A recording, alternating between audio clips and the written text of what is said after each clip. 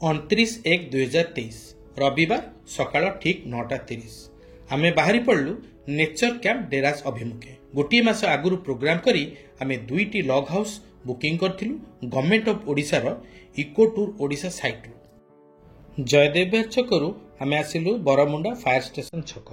एठु आमे जाई पहुंचिबु कलिंग स्टूडियो छक।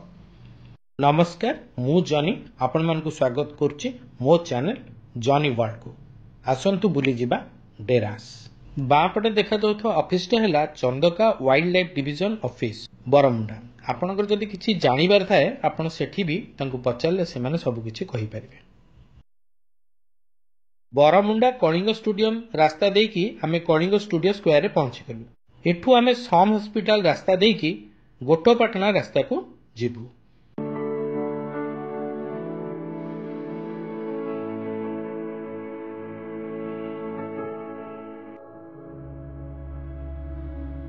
एटा है गोटोपाटना रास्ता।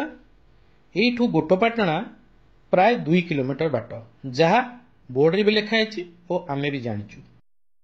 गोटोपाटना रास्ता रे आमे काटेणी छक पर्यंत जिबु। गोटोपाटना रु काटेणी छक हैला 6 किलोमीटर। भुवनेश्वर सबु रास्ता तो बहुत भलो हो जाइछि, आगो भलिया नाही। आगुर ए रास्ता सब टिके अलगा प्रकार थिला, एबे बहुत भलो हो जाइछि, तेणु आमको जिबाको कोनोसी असुविधा होउनी। आमे वर्तमान आसी पहुंची गलु काटेणी छकरे। एठू खोर्धा चंदका रोड देकी आमे जिबु कंटाबाड़ डेरास डैम रोड को। आपण टिके रास्ता रे गलाळे देखि देखि जाउतिबे डाहण पटे गोटे क्रॉसिंग अछि। जो पटे आपण गले आपण देखि परथिबे बां पटे लिखा आइछि प्रकृति निवास डेरास। वर्तमान आमे कंटाबाड़ डेरास डैम रोड रे जाउछु।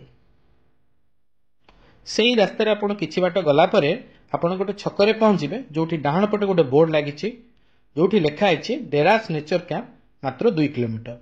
एटा हला Chandaka डमपड़ा Deras dam road.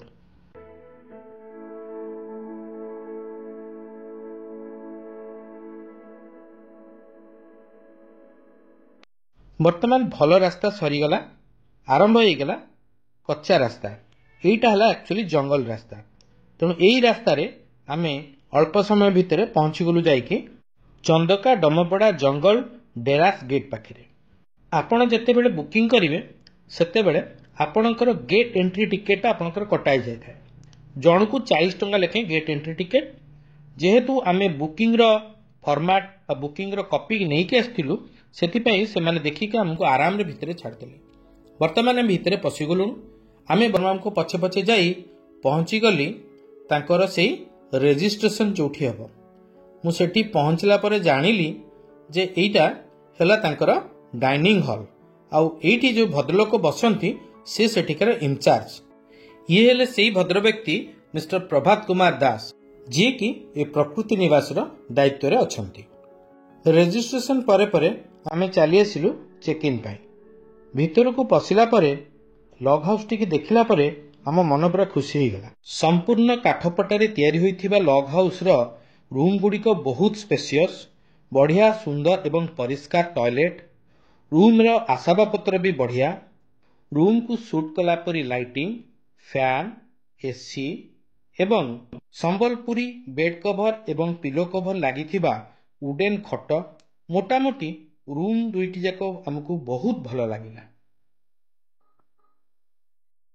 Room रे लगेज गुड को रखी देई आमे चली आसिलु बाहर को टिके चारियाडे देखिए पई कोन कोन अछि बोली।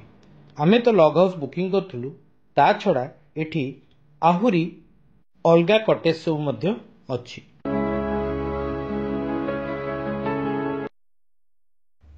आपण माने देखुचंती एटा प्रकृति निवास रो कटेज बा नेचर कैंप कटेज। ए जो नेचर कैंप बा eco tour house, eco tour cottage तैयारी छी। एठी रहिबार जो नियारा आनंद, जो नियारा अनुभूति सेटा आपण केबे भी आ कोनसी जगह रे पाइबेनी। सेथिबे थरे आपण केठी आसीबाकू पड़िबो एवं रहिबाकू मध्ये पड़िबो। एई जो पानी जगहटी आपण माने देखुचंती एहा ही हला डेरास डैम। वर्षा पानी ऊपर संपूर्ण भाव में निर्भर करथुवा ए डैम टी 1967 मसीह रे वाटर रिजर्वर मान्यता पाइला। ए डैम तैयारी हेबार मुख्य उद्देश्य थिला ଚାଷ ଜମି ଏବଂ ସ୍ୟାଙ୍କ୍ଚୁରୀ ଭିତରେ ରହୁଥିବା ଜୀବଜନ୍ତୁଙ୍କୁ ପାଣି ଯୋଗାଏ। ବର୍ତ୍ତମାନ ଆପଣମାନେ ଦେଖିପାରୁଥିବେ ଏଠି ବୋଟିଂ ମଧ୍ୟ ହେଉଛି। ସବୁଥର ପରି ଏଥର ମଧ୍ୟ ମୁଁ ରଞ୍ଜନ, ରବି, ଭୋଳ ଏବଂ ନୀଲୁ ସାଙ୍ଗରେ ଏଠିକି ଆସିଛି। ଆମେମାନେ ଯେତେବେଳେ ଲଗ୍ ହାଉସ୍ ବୁକିଂ କରିଥିଲୁ ଆମେ ଜାଣିନଥିଲୁ ଯେ ଦୁଇଟାକ ରୁମ୍ ଏକଦମ ପାଖାପାଖି। ଆପଣମାନେ ବି ଜାଣି ରଖିବା ଦରକାର ଯେ ଆପଣମାନେ ଯଦି ଲଗ୍ ହାଉସ୍ ବୁକିଂ କରୁଛନ୍ତି ଏବଂ ଆପଣମାନେ ଯଦି ଯୋଡ଼ିଏ ଫ୍ୟାମିଲି ଆସୁଛନ୍ତି କି ସାଙ୍ଗମାନେ ସାଙ୍ଗ ହେଇକି ଆସୁଛନ୍ତି, ଏ ଲଗ୍ ହାଉସ୍ଟି ବୁକିଂ କଲେ ଆପଣ ଏକାଠି ଗୋଟିଏ ଜାଗାରେ ରହିପାରିବେ। ସାମ୍ନାରେ ଦେଖାଯାଉଥିବା ଏ ଘରଟି ହେଲା ୱାଚ୍ ଟାୱାର। ୟା ଉପରୁ ଆପଣ ଡେରାସ୍ ଡ୍ୟାମ୍କୁ ଭଲ ଭାବରେ ଦେଖିପାରିବେ। ପାଖାପାଖି 1:30 ବେଳକୁ ଆମକୁ ଖବର ଦିଆହେଲା ଯେ ଆପଣଙ୍କର ଲଞ୍ଚ ଟାଇମ୍ ହେଇଗଲାଣି। ତ ଆମେ ଡାଇନିଂ ହଲ୍ରେ ଆସି ପହଞ୍ଚିଗଲୁ। ବର୍ତ୍ତମାନ ଆମକୁ ଏଠି ଲଞ୍ଚ ଆମର ଦିଆଯିବ। ସବୁଠୁ ଇମ୍ପୋର୍ଟାଣ୍ଟ କଥା ହେଲା ଏଠି କୌଣସି ରୁମ୍ରେ ଟିଭି ନାହିଁ। ଯଦିଓ ଡାଇନିଂ ରୁମ୍ରେ ଟିଭିଟା ଲାଗିଛି, ସେଇଟା କେବଳ ଆପଣ ନେଚର କ୍ୟାମ୍ପ, ନେଚର ରିସର୍ଟ ଏବଂ ଏଇଭଳିଆ ଡେରାସ୍ ଡ୍ୟାମ୍ ଭଳିଆ ଯେତେ ବି ଇକୋ କଟେଜ୍ ଅଛି ତା ବିଷୟରେ ଜାଣିବା ପାଇଁ।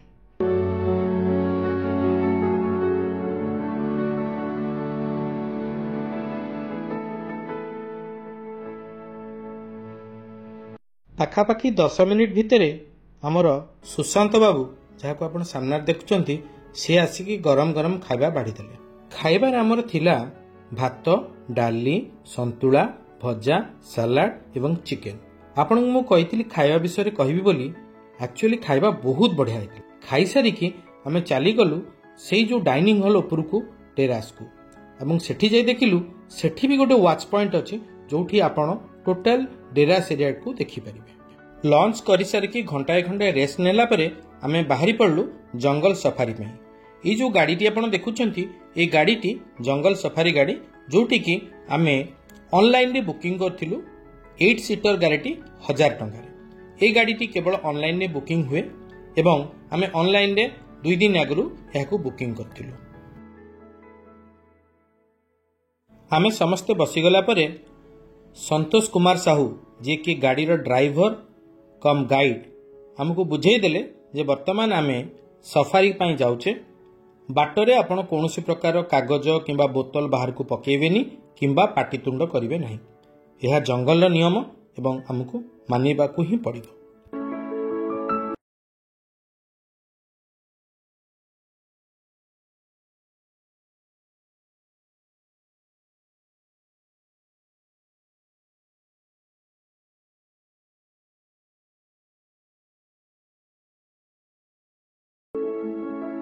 ଚନ୍ଦକା ଜଙ୍ଗଲ ପ୍ରାୟ 175 ସ୍କୋୟାର କିଲୋମିଟର ଏରିଆ ପର୍ଯ୍ୟନ୍ତ ବ୍ୟାପିଛି ଏବଂ 1982 ମସିହାରେ ଏହାକୁ ହାତୀ ଅଭୟାରଣ୍ୟ ବା ଏଲିଫେଣ୍ଟ ସ୍ୟାଙ୍କ୍ଚୁଆରୀ ଭାବରେ ଡିକ୍ଲେୟାର କରାଗଲା।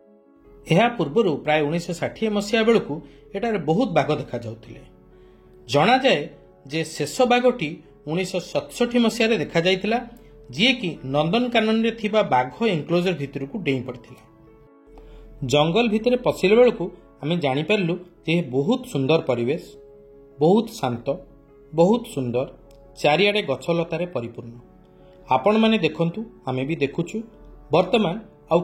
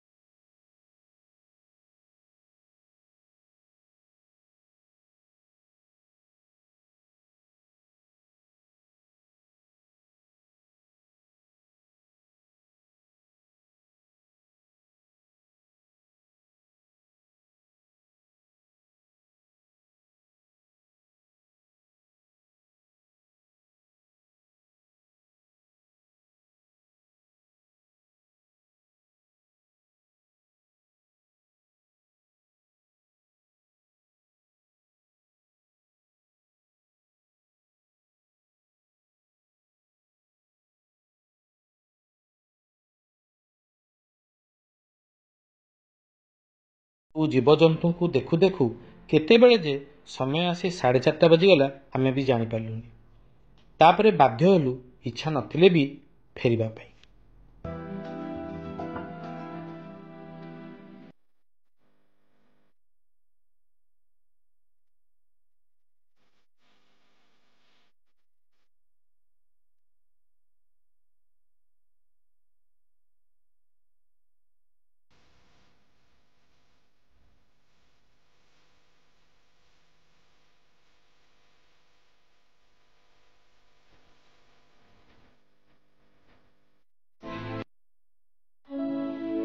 संध्या होगला एवं आसीगला आमर चा एवं पकड़ी आमर इवनिंग स्नैक्स।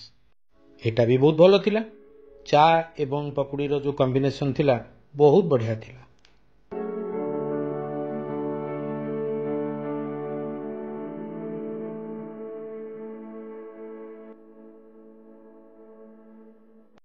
राति प्राय 8:30 बेलू आम रूम रु बाहरी पड़लु डाइनिंग एरिया आड़ को आमर डिनर करने पाई। डिनर भी बहुत भलो थिला। से माने डिनर रे हमको देइतिले रुटी, झुडंग आलू भजा, डाली, सलाड एवं अंडा तरकारी ता संगे मिठा। पूरा होमली प्रिपरेशन हमको बहुत बढ़िया लगिला। खाली अपेक्षा कर रहिलु सकाळे ब्रेकफास्ट ता केमती हबो।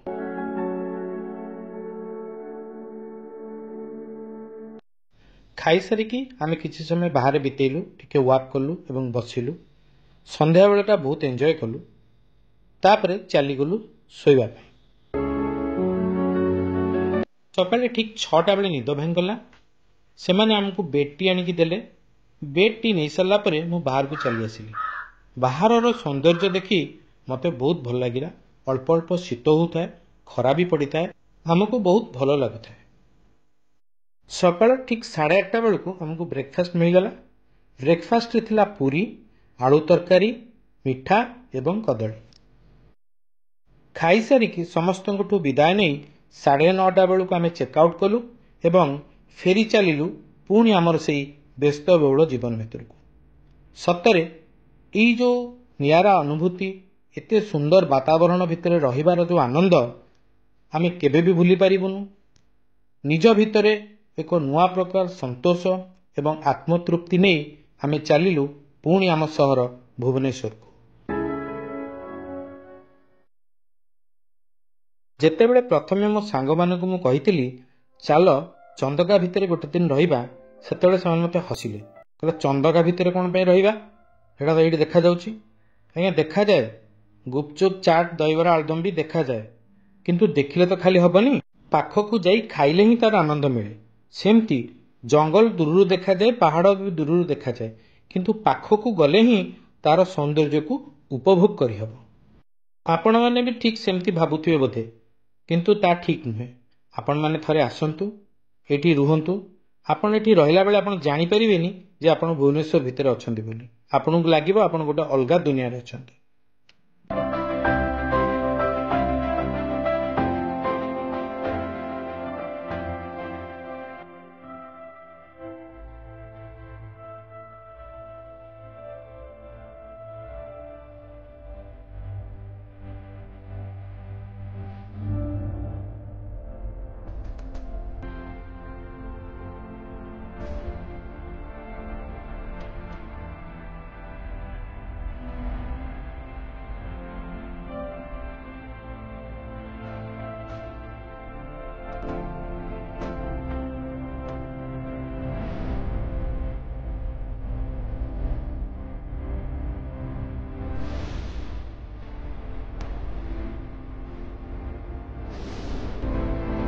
आशा करे मोर ये वीडियोटी आपको भल लगी। चंदका एवं डेरास विषय में मुझे जानीपारि आपन को जनाया चेष्टा करछि। पुणी देखा आ गोटे एपिसोड रे। नमस्कार।